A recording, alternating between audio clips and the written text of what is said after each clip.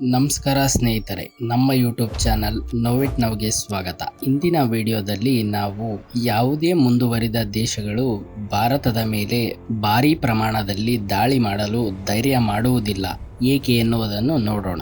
ಜಗತ್ತಿನಲ್ಲಿ ಭಾರತವನ್ನು ಸೇರಿಸಿ ಒಟ್ಟು 195 ದೇಶಗಳಿವೆ.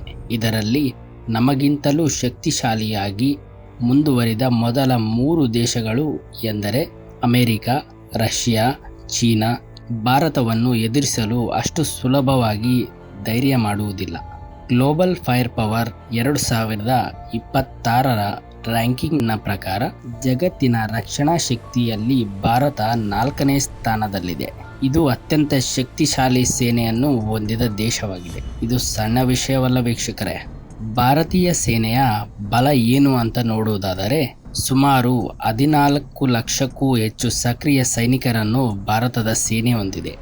ಮೀಸಲು ಸಿಬ್ಬಂದಿಯಾಗಿ ಸುಮಾರು 11 ಲಕ್ಷ ಸೈನಿಕರು ಭಾರತದ ಸೇನಾಪಡೆಯಲ್ಲಿದ್ದಾರೆ.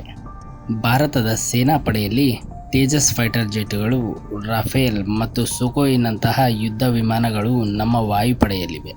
ಈಗ ಭಾರತದಲ್ಲಿ ತಯಾರಾಗುತ್ತಿರುವ ಟಾಪ್ ವೆಪನ್ಗಳ ಬಗ್ಗೆ ಮಾತಾಡೋಣ.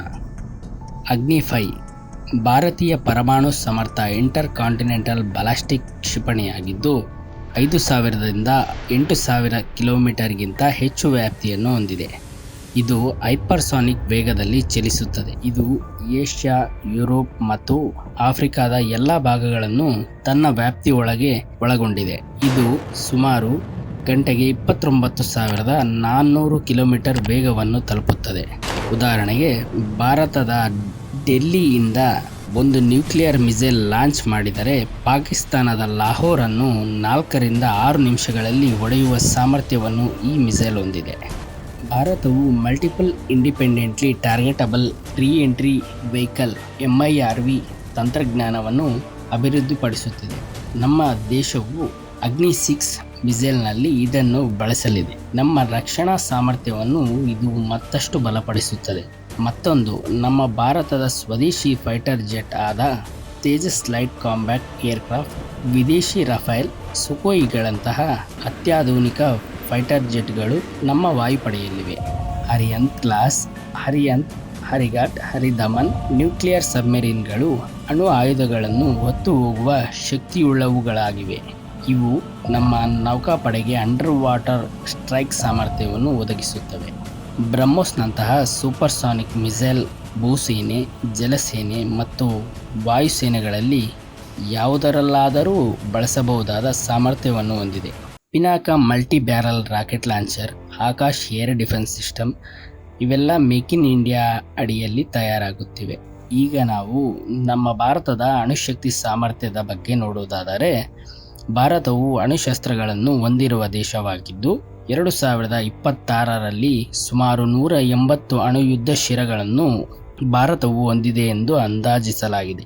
ನಮ್ಮ ಅಣುಶಕ್ತಿಯ ನೀತಿಯು ನೋ ಫಸ್ಟ್ ಯೂಸ್ ಎಂದರೆ ಮೊದಲು ದಾಳಿಯಲ್ಲಿ ಬಳಸದೇ ಇರುವ ತತ್ವವನ್ನು ಅನುಸರಿಸುತ್ತದೆ.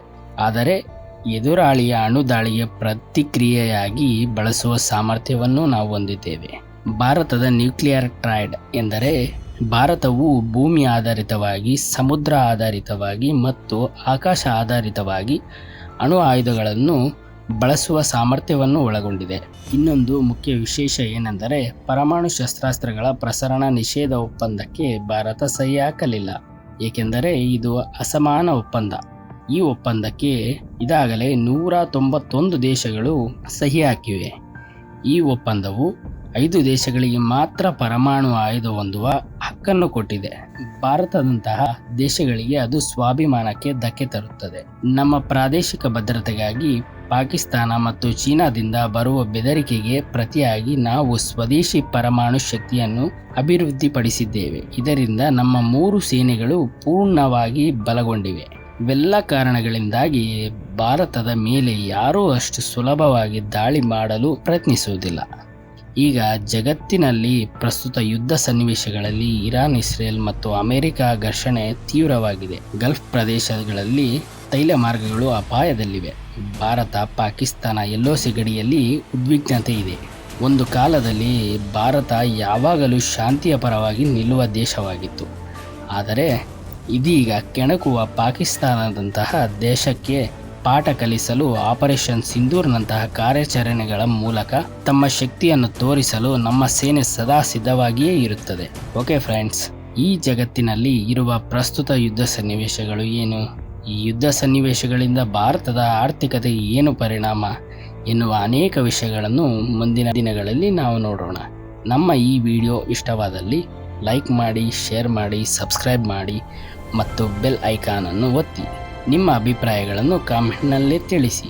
ಮುಂದಿನ ವಿಡಿಯೋದಲ್ಲಿ ಭೇಟಿಯಾಗೋಣ. ಜೈ ಹಿಂದ್.